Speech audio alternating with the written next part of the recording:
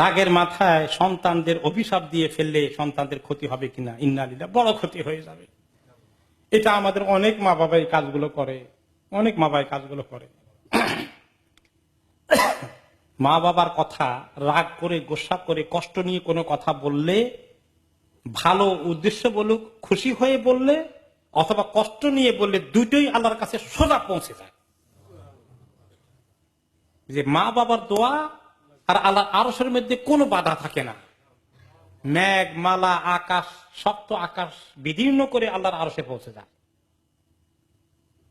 কাজেই আপনি রাগ করে যদি বলেন আমাকে কষ্ট দিয়েছিস, তুই পাবি এগুলা সব, এগুলা তোকে সব মোকাবিলা করতে হবে, তাহলে বদদোয়া পড়ে গেল। সাবধানে। এই একটা আছে। আরেক নম্বর হচ্ছে যে তোমরা কখনো অভিশাপ দিও না, কারণ আল্লাহ তাআলা কোন কোন সময় এমন মুডে থাকেন যে যা বললো আল্লাহ কবুল করে ফেলবেন। কাজেই সহজেই এরকম করতে নাই। মা বাবা বিশেষ করে ছেলে মেয়ের ব্যাপারে কষ্ট পেলে বলেন আল্লাহ তোকে হেদায়েত করুক। শেখ আব্দুর রহমান সুদাইসের ব্যাপারে আপনারা অনেকে গল্প শুনেছেন, মাঝে মধ্যে দুষ্টমি করতেন, মার কথা শুনেন নাই, লেখাপড়া ঠিক মতো করতে চান নাই। মা কি বলেছেন? আল্লাহ তাআলা তোর হেদায়েত করুক, তোকে আল্লাহ তাআলা মক্কা শরীফের ইমাম বানাই দে। এই কথা ওনার ব্যাপারে প্রচলিত, আল্লাহ কবুল করে ফেলেছে।